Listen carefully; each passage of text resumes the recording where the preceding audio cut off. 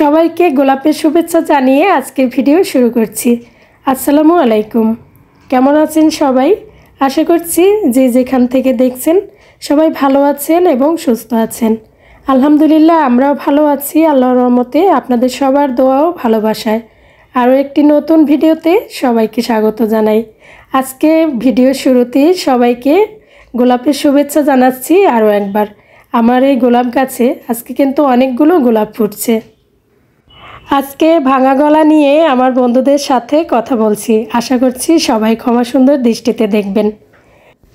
পুরো বাসা যদি খুব সুন্দর করে সাজিয়ে গুছিয়ে রাখি, অথচ রান্নাঘরে ঢুকতেই দেখি যে রান্নাঘরের সব কিছু এলোমেলো এবং রান্নাঘরটা অপরিষ্কার, তখন কিন্তু এই জায়গাটাতে কাজ করতে একটু মন বসবে না। আর সবচেয়ে গুরুত্বপূর্ণ জায়গা হলো এই রান্নাঘর, বিশেষ করে আমাদের কাছে, আমাদের মেয়েদের কাছে।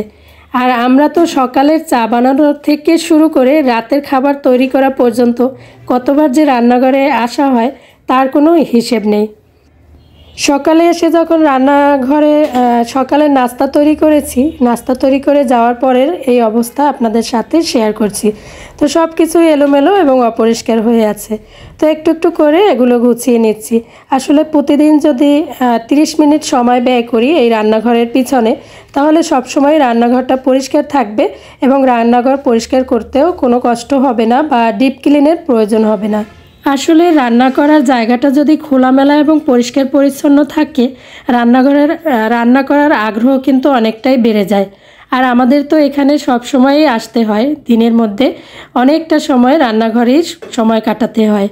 সকালের নাস্তা বানানো থেকে শুরু করে রাতের খাবার, রাতে ঘুমাতে যাওয়ার আগ পর্যন্ত রান্নাঘরে আমাদের অনেকটা সময় ব্যয় করতে হয়। তো সেজন্য সবসময় যদি একটু পরিষ্কার থাকে তাহলে কিন্তু এখানে কাজ করতেও ভালো লাগে। অপরিষ্কার রান্নাঘরে কাজ করতে একটু ভালো লাগে না, মন বসে না, বা রান্না করার আগ্রহ নষ্ট হয়ে যায়।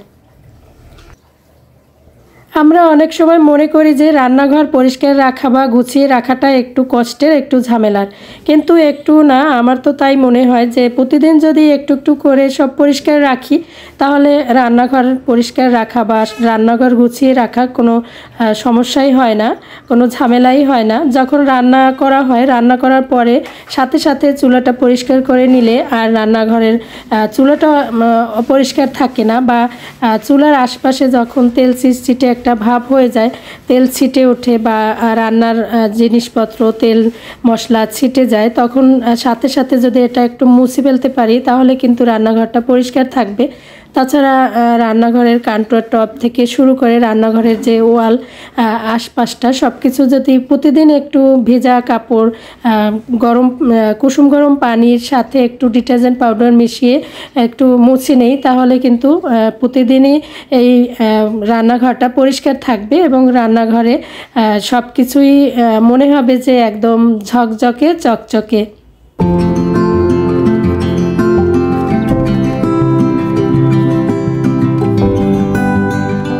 আর এই রান্নাঘরে যেহেতু খাবার তৈরি করা হয়, তো যদি রান্নাঘরটা পরিষ্কার না থাকে তো খাবার থেকে জীবাণু সমস্যা থেকে দেখা যায় অসুস্থ হওয়ার ঝুঁকিটাও বেশি থাকে।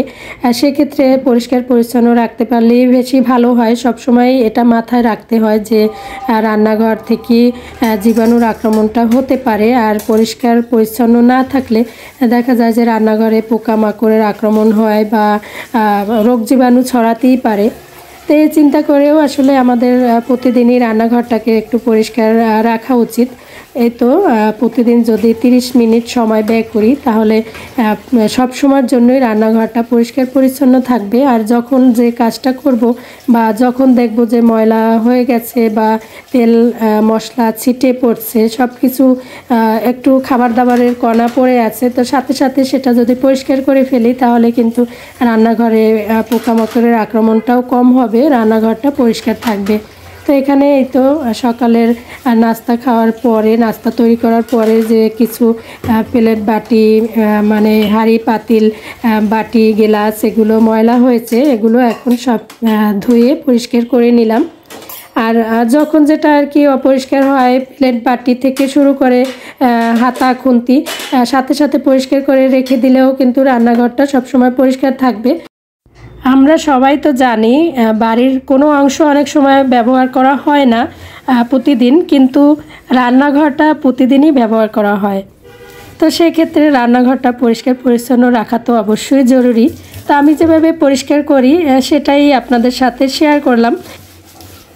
রান্নাঘরের সিঙ্কে যদি সবসময় থালা বাসন জমিয়ে রাখি তাহলে কিন্তু রান্নাঘরের সিঙ্কটাও অনেক বেশি ময়লা হয়ে যায় বা মনে হয় যে রোগ জীবাণুর আক্রমণটা হয়ে যায়। তো সেই ক্ষেত্রে যখন যেটা ময়লা হয় সাথে সাথে ধুয়ে ফেললে সিঙ্কে অনেক থালা বাটি জমাও হবে না আর সিঙ্কটাও ময়লা হবে না। তাছাড়া যখন মাছ মাংস শাক সবজি ফল সব কিছুই এখানে ধোয়া হয় কাটা হয়, সেক্ষেত্রে সিঙ্কটা পরিষ্কার রাখাটা খুব বেশি জরুরি।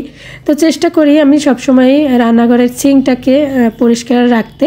আর রান্না শেষে পরিষ্কার করে একটু গরম পানি ঢেলে দেই সিঙ্কে, এতে করে কিন্তু রোগ জীবাণুর ইয়েটা কম হয়, জীবাণুটা মরে যায় গরম পানিটা সিঙ্কে ঢাললে।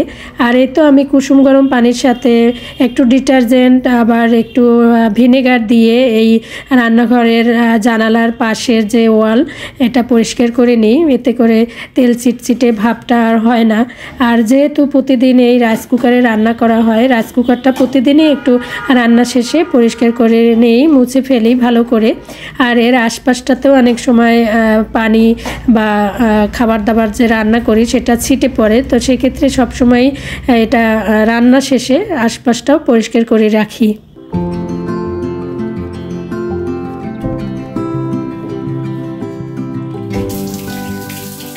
আর আমার রান্নাঘরের সিঙ্কের নিচের একটা সিস্টেম এভাবে আর কি একটা কল দেয়া আছে, এখানে বসে আর কি বড় পাতিল টাতিল ধোয়ার জন্য রাখা হয়েছে।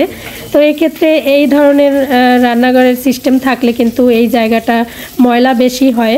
তো সেক্ষেত্রে প্রতিদিন একটু এই জায়গাটা পরিষ্কার করে নিতে হয়। আসলে এই রকম যাদের রান্নাঘরে থাকে তাদের একটু ঝামেলাটা বেশি হয় আমার মনে হয়। তো এই তো প্রতিদিনই আমি এই জায়গাটা পরিষ্কার করে নিই।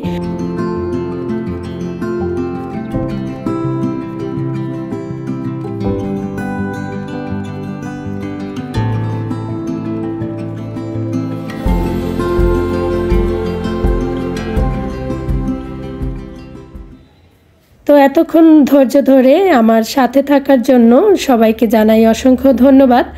যেসব বন্ধুরা সবসময় আমাকে লাইক কমেন্ট করে উৎসাহিত করেন নতুন আরেকটি ভিডিও বানাতে, সেসব বন্ধুদের প্রতি আমি সবসময় অনেক বেশি কৃতজ্ঞ। তাদের জন্য মন থেকে অনেক অনেক দোয়া, অনেক অনেক ভালোবাসা। তো বন্ধুরা, সকালের নাস্তার পরে আমি রান্নাঘরটাকে পরিষ্কার করে নিয়েছি। আর প্রতিদিন এভাবে 30 মিনিট সময় দিলে রান্নাঘরটা সবসময় থাকবে পরিষ্কার পরিচ্ছন্ন। তো আজকে এখানেই বিদায় নিচ্ছি। আমার ভুল ত্রুটিগুলো অবশ্যই ক্ষমা সুন্দর দৃষ্টিতে দেখবেন। আল্লাহ হাফেজ, আসসালামু আলাইকুম।